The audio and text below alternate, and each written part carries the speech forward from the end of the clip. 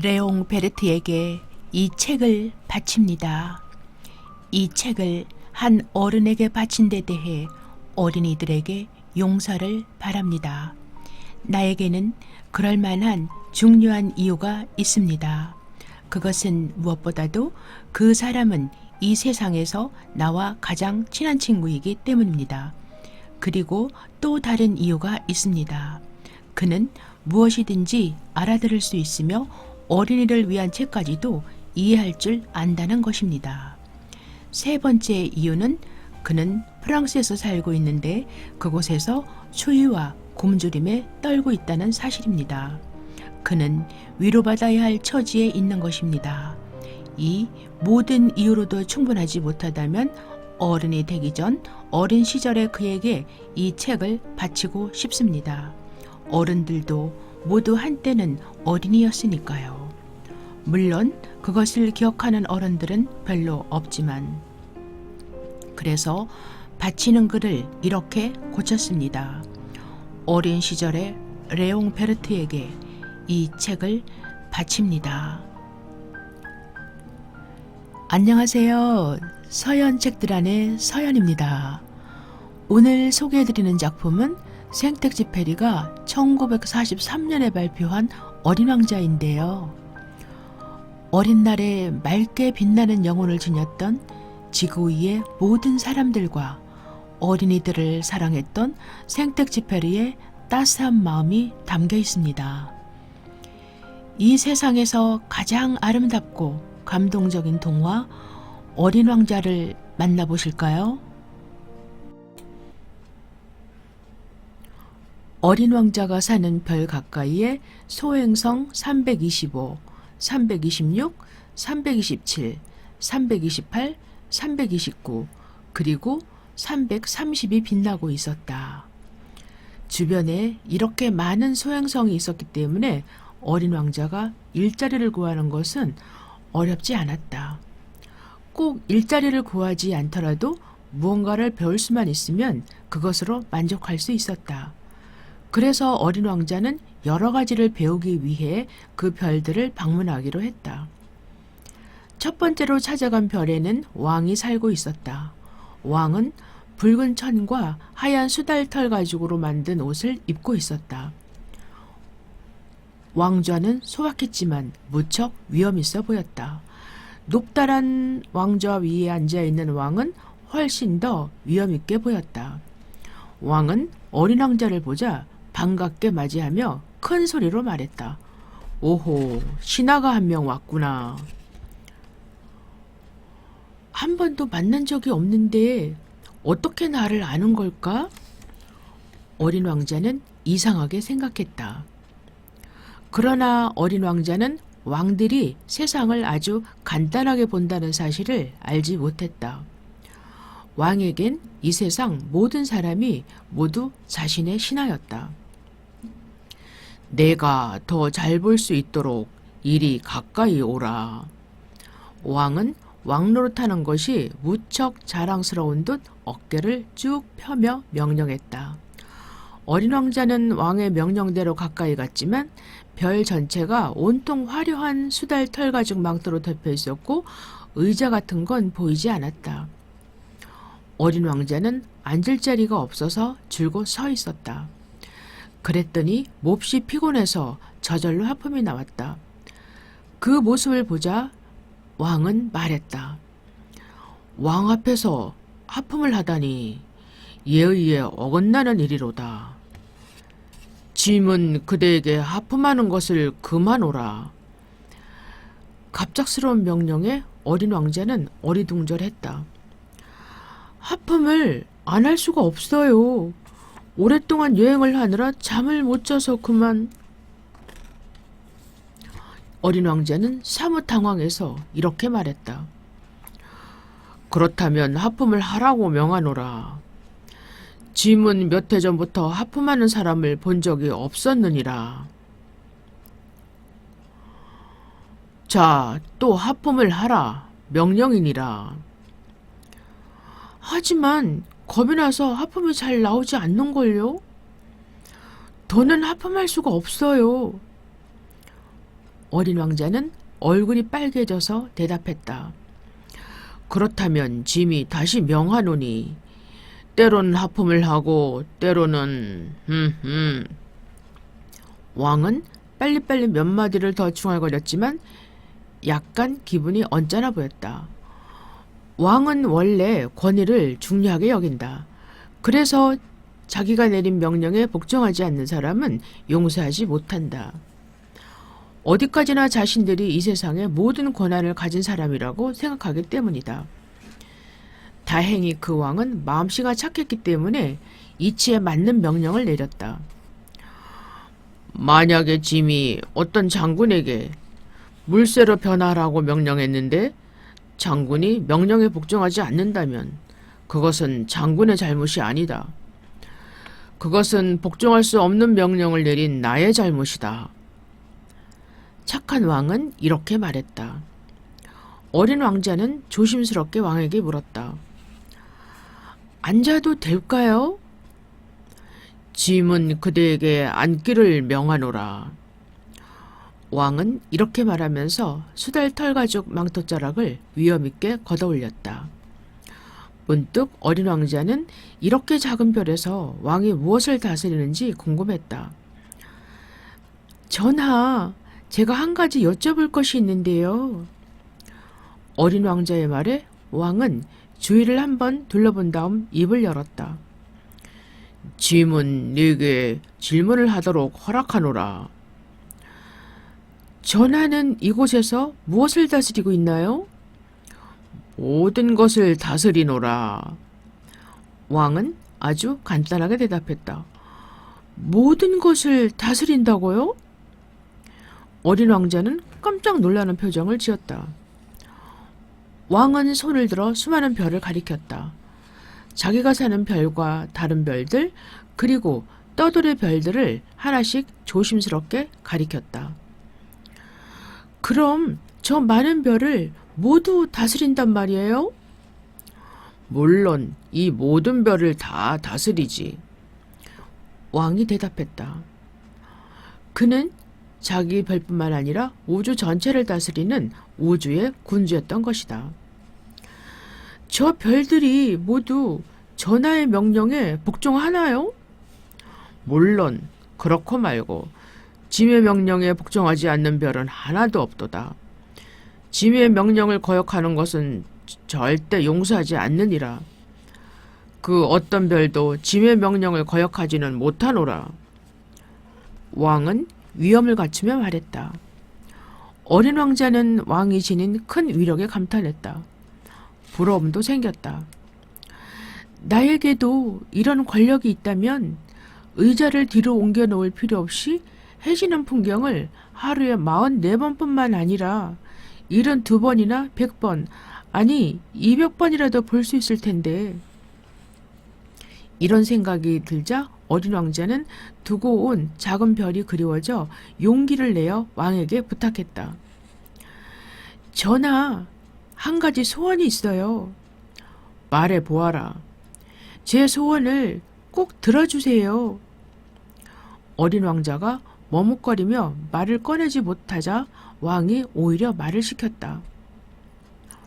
도대체 무슨 일인데 그러느냐. 짐은 우주의 지배자이므로 못할 일이 없노라. 그러니 마음 놓고 네가 원하는 것을 말해 보아라. 그제야 어린 왕자는 조심스럽게 입을 떼었다. 저는 지금 해가 지는 걸 보고 싶어요. 어서 해가 지도록 명령해 주세요. 왕은 난처한 표정을 지으며 말했다. 만약에 짐이 어느 장군에게 나비처럼 이곳 저곳으로 날아다니라고 명령하거나 혹은 희곡을 한 편 쓰라거나 물새로 변하라고 명령했을 때 그 장군이 명령을 이행하지 못했다면 그건 장군과 짐 둘 중에 누구의 잘못이겠느냐? 당연히 전하의 잘못이지요. 어린 왕자는 당돌하게 대답했다. 옳도다. 누구에게든 그가 할 수 있는 것을 요구해야만 하느니라. 불가능한 명령을 내려서는 안 되느니라. 권위를 가지려면 무엇이든지 이치에 맞는 명령을 해야만 하는 것이니라. 왕의 말에 어린 왕자는 고개를 끄덕였다. 그 별의 왕은 현명한 사람이었던 것이다. 짐이 만약에 백성에게 모두 바다에 빠지라고 명령한다면 그들은 반란을 일으킬 것이다. 짐이 백성에게 복종을 요구할 권리를 가지고 있는 것은 짐이 이치에 맞는 명령을 내리기 때문이니라. 그렇다면 제 소원은 들어줄 수 없나요? 한 번 물어본 것은 잊어버리는 일이 없는 어린 왕자가 다시 물었다. 네 부탁을 들어주겠노라. 너에게 해지는 모습을 보여주겠노라. 짐이 명령을 하겠노라. 하지만 해가 짐의 명령에 복종하려면 조건이 마련되어야 한다. 그때까지 기다리도록 하여라. 왕은 헛기침을 하면서 주춤거렸다. 어린 왕자는 마음이 조급해졌다. 언제쯤 해가 전하의 명령에 복종하게 될까요? 어린 왕자가 다시 물었다. 에헴.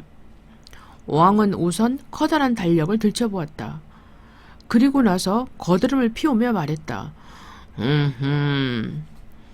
그러니까 오늘 저녁 7시 40분쯤에 짐의 명령이 이루어지게 되리라. 짐의 명령이 얼마나 잘 이루어지는지 그때 보도록 하라. 어린 왕자는 아무리 기다려도 해가 지지 않자 심심해 하품이 나왔다. 해가 지는 것을 보지 못하는 것이 아쉽고 서운했다. 어린 왕자는 서서히 실증이 났다. 점점 더 지루해서 견딜 수가 없었다. 가만히 생각해보니 이 별에 계속 남아있어야 할 이유가 없었다. 어린 왕자는 이 별을 떠나기로 결심했다. 여기서는 제가 할 일이 없군요. 저는 이만 다른 별로 떠나겠어요. 순간 왕의 얼굴이 변했다. 신하를 한 사람 같게 되어 무척 자랑스러워하고 있었는데 그가 갑자기 떠난다고 하니 너무나 아쉬웠던 것이다. 왕은 한 명이라도 신하를 두고 싶었다. 그래서 어린 왕자가 떠나는 것을 말렸다. 가지 마라. 왕이 말했다. 짐이 그대를 대신으로 삼을 테니 여기서 나와 함께 지내는 게 어떻겠는가? 무슨 대신이요? 사법 대신을 하는 게 어떤가? 왕은 어린 왕자를 자기 곁에 있게 하려고 사법 대신이라는 직책을 만들어낸 것이다. 짐은 그대를 사법 대신으로 임명하노라. 이곳에는 재판받을 사람이 아무도 없는걸요? 글쎄, 알 수 없는 일이로다. 왕이 어린 왕자에게 말했다. 짐은 아직까지 왕국을 돌아본 적이 없노라. 네가 보다시피 짐은 너무 늙었고 수레를 끌고 다닐 사람도 수레를 놓을 자리도 없도다. 그렇다고 걸어다니면 너무 피곤해지느니라. 왕은 핑계를 대고 있었다. 그렇지만 전 벌써 이 별을 다 돌아보았는걸요? 허리를 굽혀 별 저쪽을 다시 한번 둘러보며 어린 왕자는 말했다. 저쪽에도 아무 것이 없어요. 그럼 사법 대신이 되어 너 자신을 재판해 보는 것은 어떤가? 다른 사람을 재판하는 것보다 자기 자신을 재판하는 일이 가장 어려운 일이로다. 네가 너 자신을 제대로 재판하게 된다면 너는 참으로 지혜로운 사람이 될 것이니라. 저는 어디에서든 저를 재판할 수 있으니 꼭 여기 있을 필요는 없겠지요.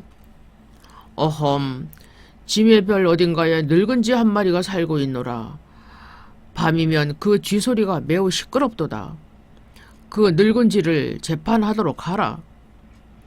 그 쥐를 이따금 사형에 처하라.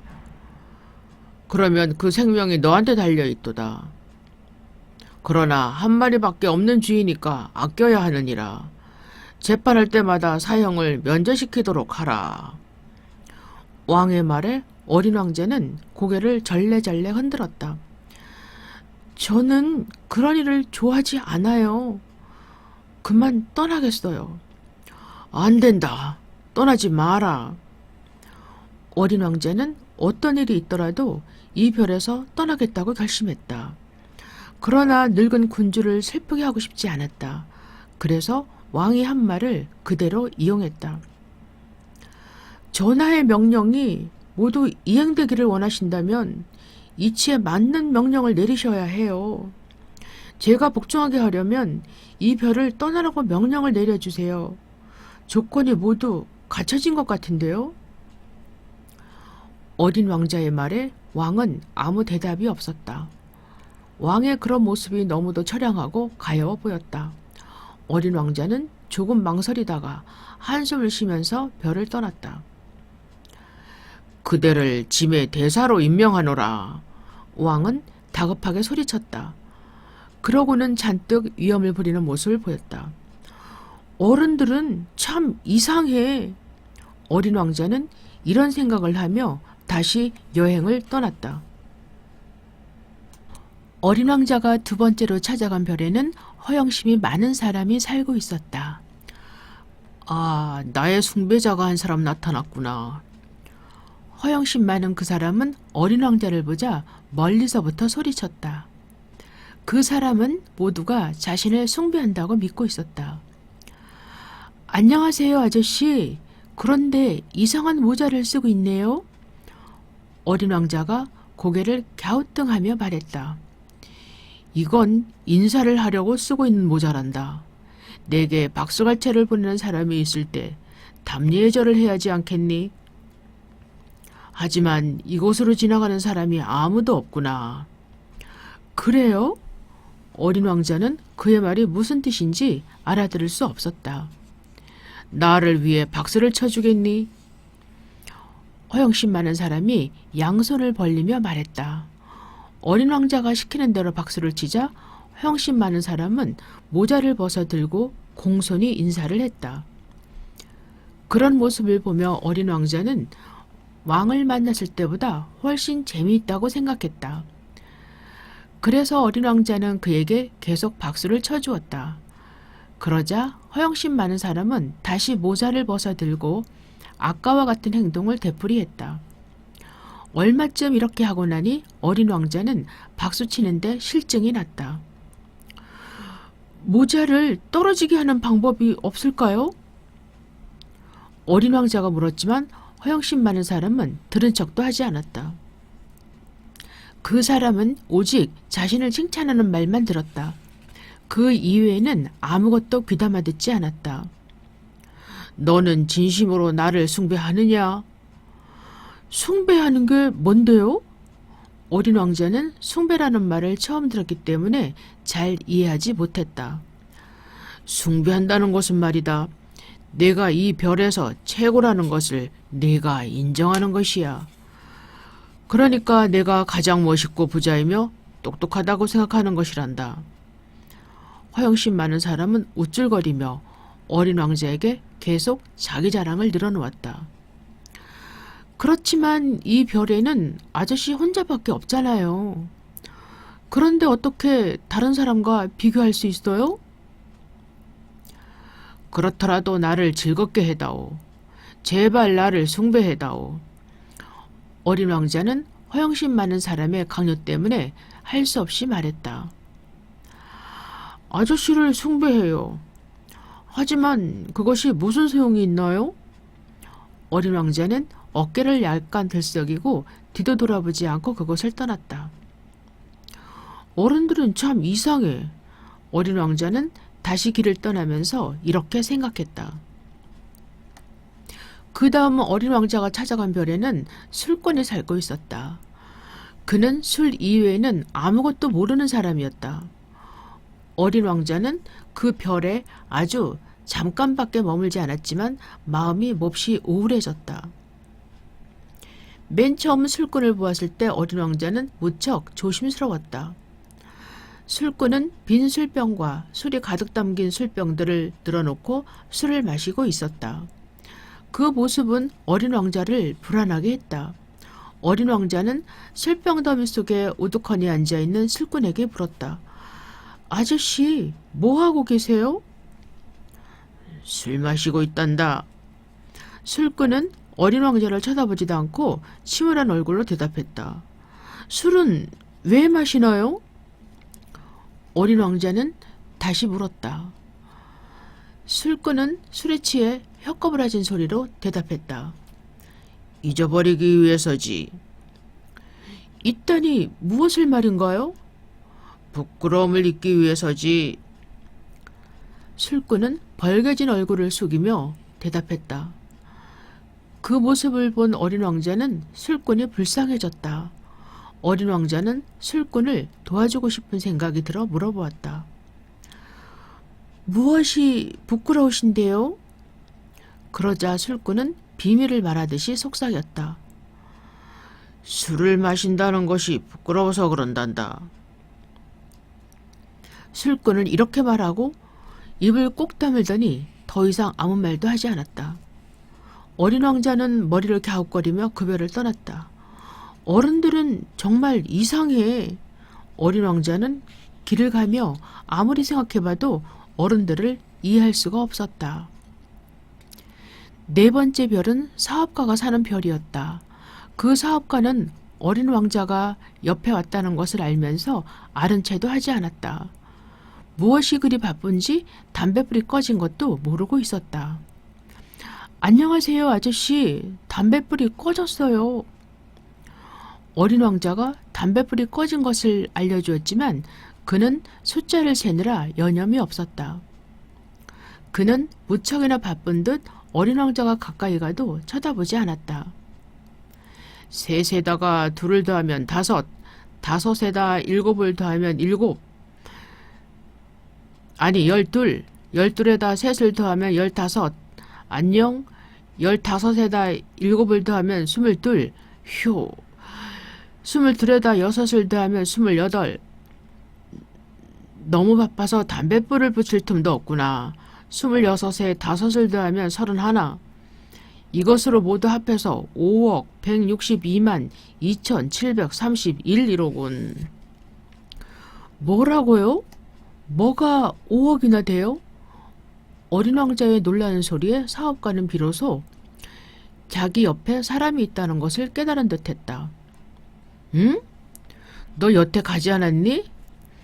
5억 100만 금세 잊었네. 어쨌든 나는 너무 바쁘단다. 시시한 일에 신경을 쓸 틈이 없어. 둘에 다섯을 더하면 일곱. 사업가는 계속 세고 그것을 잊지 않으려고 종이에 적고는 또다시 세느라고 정신이 없었다. 무엇이 5억 100만인데요?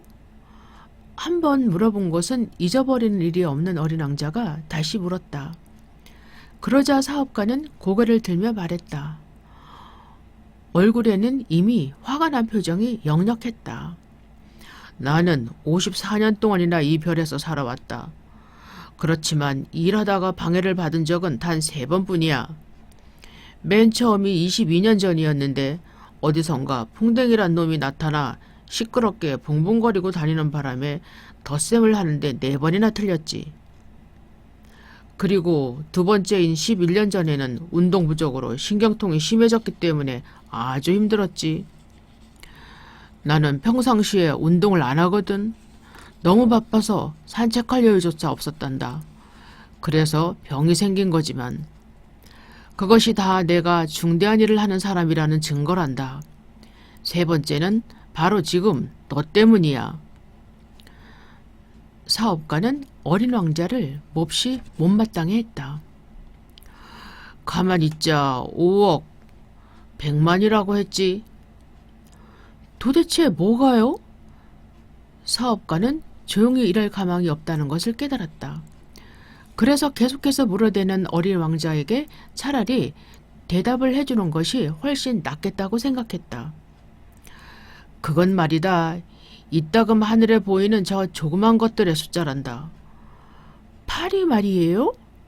아니, 저기 하늘에서 반짝반짝 빛나는 조그만 것들 말이다.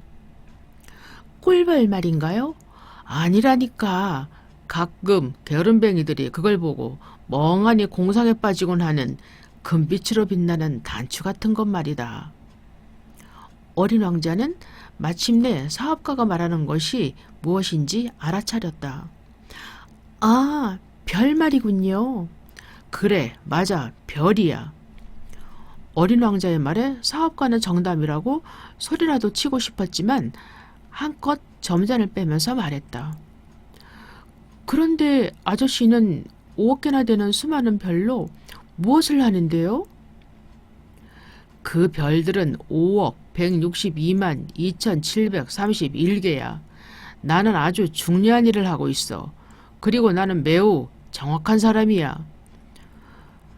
그래요. 그런데 아저씨는 그 별을 가지고 뭘 하느냔 말이에요. 뭘 하느냐고? 어린 왕자는 짜증이 났다. 똑같은 말만 되풀이하는 사업가와 얘기하는 것이 재미없게 느껴졌기 때문이다. 하지만 그냥 지나칠 수는 없었다. 한번 궁금해진 것은 그냥 넘어가지 못하는 성격 때문이었다.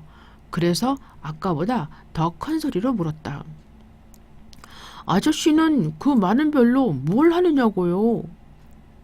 뭘 하긴 그냥 가지고 있는 거지. 그 수많은 별을 아저씨 혼자 다 차지하고 있단 말이에요? 그럼. 사업가의 대답은 아주 간단했다. 그렇지만 난 얼마 전에 별을 지배하는 왕을 만났어요. 그럼 그분은 뭔가요? 왕은 별을 차지하는 게 아니라 그저 다스리는 것뿐이야. 그건 아주 다른 거다. 사업가는 하하 웃어버렸다. 그런데 아저씨는 왜 많은 별을 가지고 있나요? 별을 가지면 부자가 되니까. 부자가 되면 뭘 하죠? 누군가 다른 별을 발견하면 그것을 살 수도 있단다. 그럼 점점 더 부자가 되는 거지. 그 순간 어린 왕자는 이 사람도 술꾼과 비슷한 이야기를 한다고 생각했다. 이상하게도 어른들은 다들 비슷한 말을 했다. 어린 왕자는 속으로 이런 생각을 하며 다시 물었다. 그럼 어떻게 해야 저만한 별들을 다 차지할 수 있나요? 별들이 누구의 것이라고 생각하니? 사업가는 투덜거리며 되물었다. 나는 잘 몰라요. 하지만 누구의 것도 아니라고 생각해요. 어린 왕자는 별들의 주인이 누구인지 정확히 알 수 없었으므로 말끝을 흐렸다. 그러니까 내 것이란 말이다.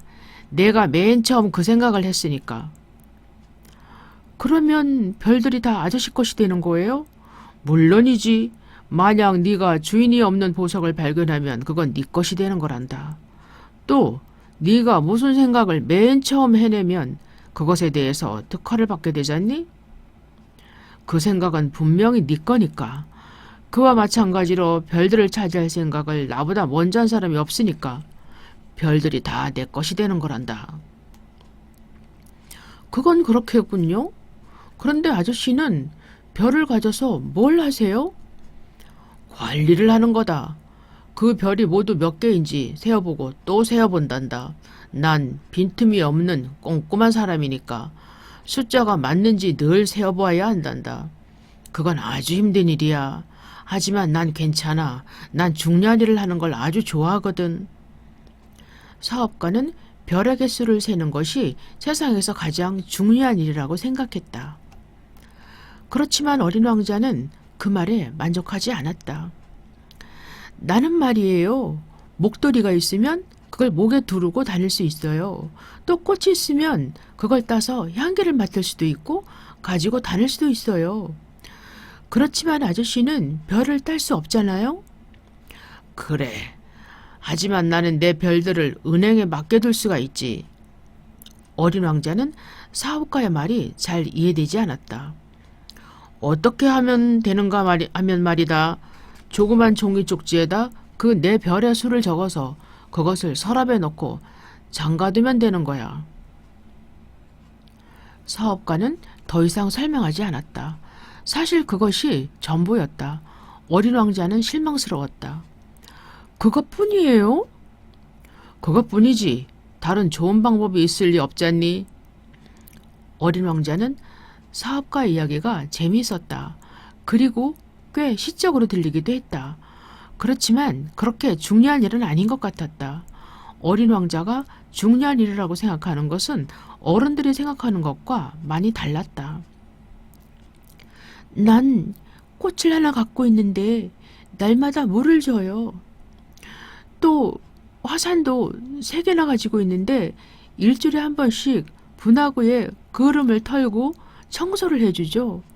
언제 무슨 일이 생길지 모르니까요. 내가 꽃이나 화산을 가지고 있으니까 그들을 위해 도움이 될 만한 일을 하는 거예요. 그렇다면 아저씨는 별들을 위해 뭘 해주시나요? 사업가는 무슨 말인가를 하려고 입을 벌렸지만 아무 말도 하지 못했다. 어린 왕자는 그 별을 떠났다. 어른들은 정말 이상하다니까. 별을 떠나면서 어린 왕자는 속으로 또 이렇게 중얼거렸다.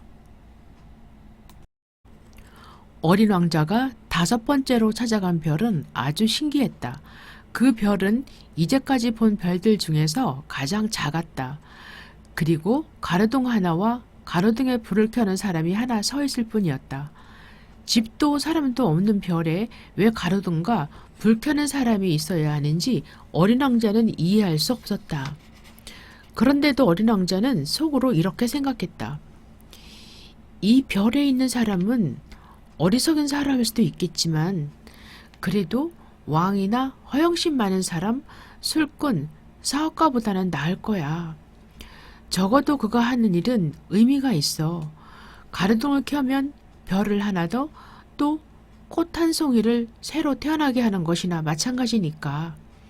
그가 가로등을 끄면 꽃이나 별을 잠재우는 거고 매우 멋지고 유익한 일이야. 그 별에 발을 들여놓으며 어린 왕자는 가로등 관리인에게 가까이 다가가 공손히 인사를 했다.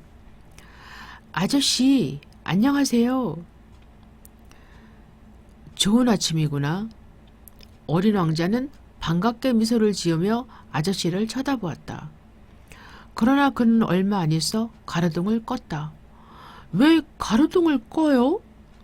명령이란다. 좋은 저녁이구나. 안녕. 관리인은 무뚝뚝하게 대꾸했다. 무슨 명령이에요? 그야 가로등을 끄라는 명령이지. 그는 잠시 후에 다시 가로등을 켰다. 지금은 불이 켜졌어요. 명령이기 때문이야. 가로등을 끌 때와 마찬가지로 가로등 관리인은 퉁명스레 대꾸했다. 정말 알 수가 없군요. 어린 왕자는 그 사람이 못마땅했다.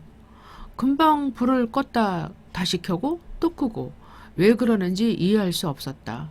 하지만 가로등 관리인은 그 이해라만 열정히 하느라 아무 생각이 없어 보였다. 알고 말고 할 것도 없지. 명령은 명령일 뿐이니까. 그냥 따르는 거야. 안녕? 그 사람은 다시 가로등을 껐다.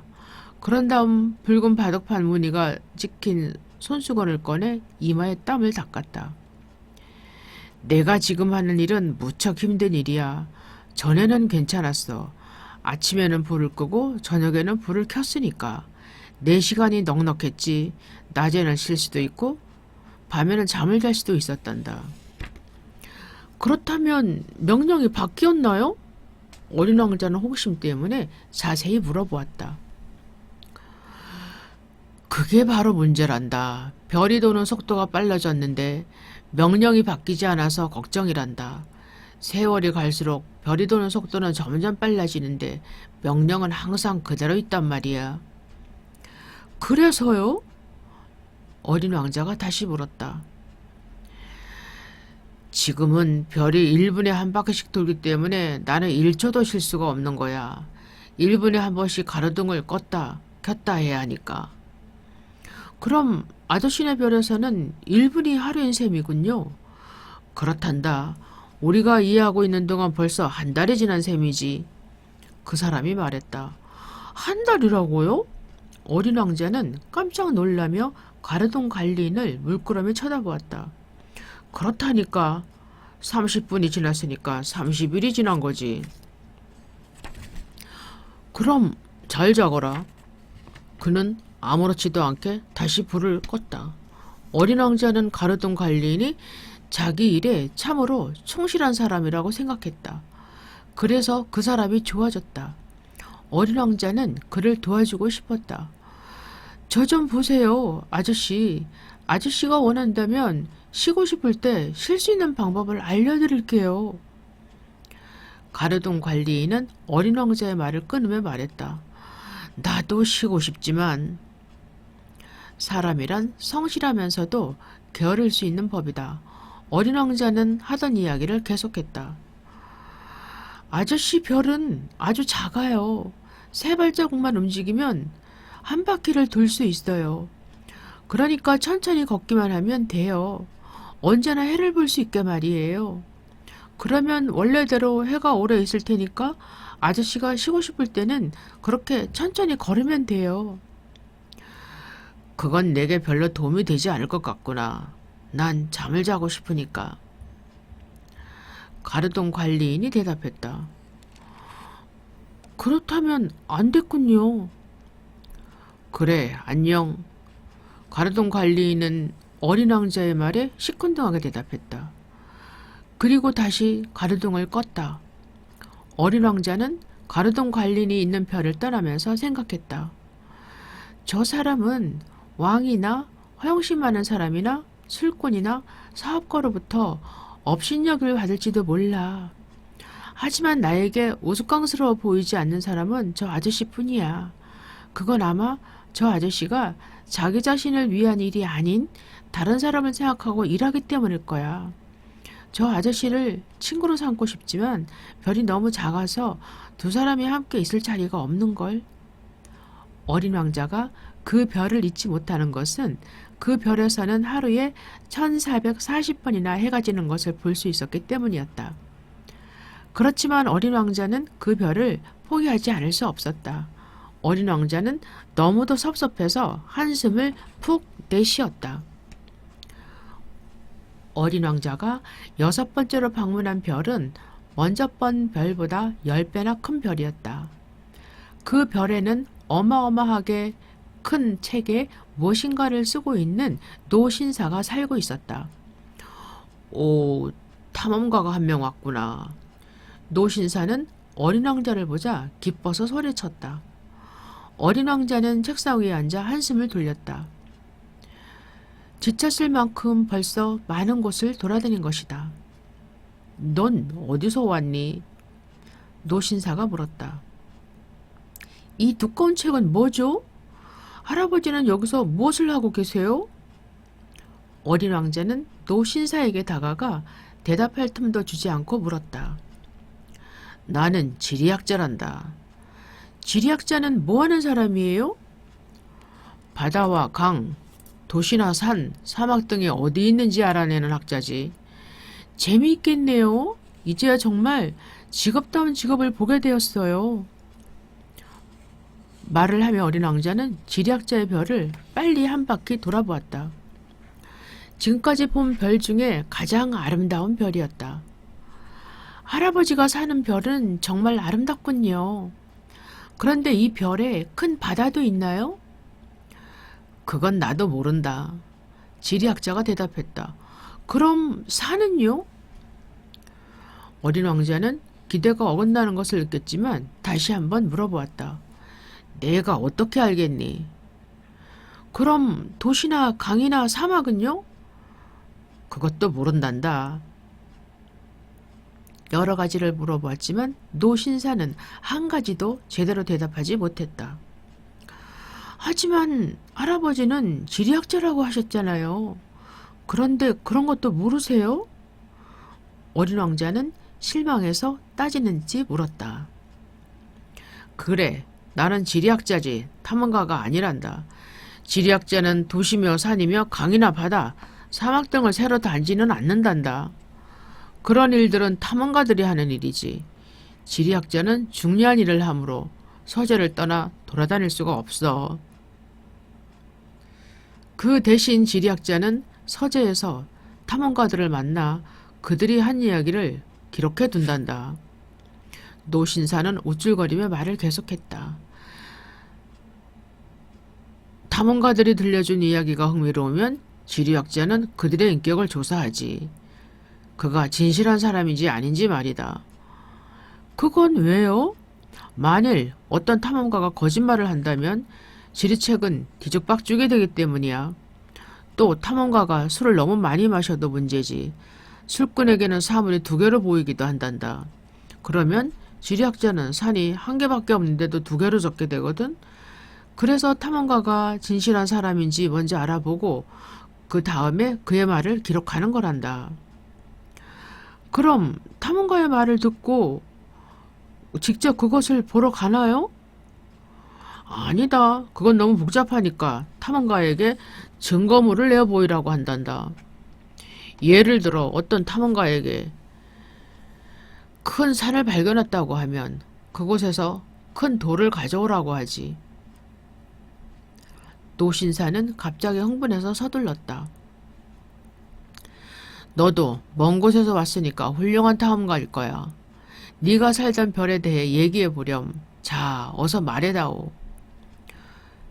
그러면서 노신사는 장부를 갖다 놓고 연필을 깎았다. 노신사는 탐험가들의 이야기를 우선 연필로 적어 놓았다가 다음에 탐험가들이 증거물을 가져오면 잉크로 적었다. 제 별은 그다지 흥미롭지 못해요. 아주 조그마해요. 불을 뿜는 화산이 2개, 잠자는 화산이 1개 있어요. 하지만 언제 폭발할지는 알 수 없어요. 그거야 알 수 없지. 꽃도 한 송이 있어요. 우린 꽃은 기록하지 않는단다. 노신사의 이 말에 어린 왕자는 기분이 상해서 물었다. 그건 왜죠? 아주 예쁜 꽃인데요. 꽃이란 덧없는 것이니까. 지리책은 가장 중요한 책이라서 변치 않는 것만을 적어둔단다. 산이나 바다 같은 건 말이다.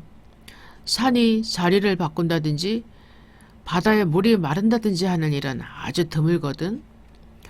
그렇지만 잠자는 화산도 언젠가 다시 불을 뿜을 수 있는걸요? 화산이 꺼졌건 불을 뿜건 마찬가지다. 중요한 건 산이다. 그건 변치 않으니까. 그런데 덧없다는 게 뭐예요? 한번 물어본 것을 이해하기 전에는 절대로 그냥 지나치지 않는 어린 왕자가 다시 물었다. 머지않아 사라진다는 뜻이다. 그럼 내 꽃도 언젠가는 사라지나요? 물론이지. 노신사의 말에 어린 왕자는 깜짝 놀랐다. 내 꽃이 사라진다고? 자기 몸을 보호할 무기라고는 4개의 가시밖에 없는데.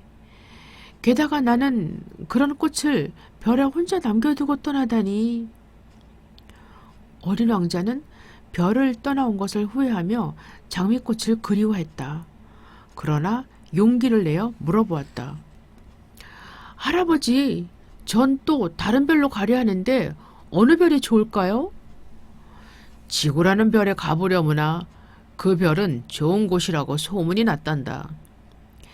이렇게 해서 어린 왕자는 제 별에 두고 온 장미꽃을 생각하면서 지구를 향해 떠났다.